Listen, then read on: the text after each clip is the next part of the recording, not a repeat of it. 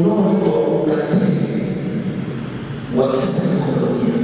Ni ukatili unaotendeka kuharibu saikolojia ya mtu isikae katika hali ya kawaida na kumfanya mtu awe ni mtu wa mashaka.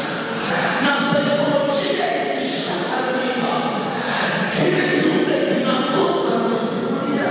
Ikiwa ni mzazi umefika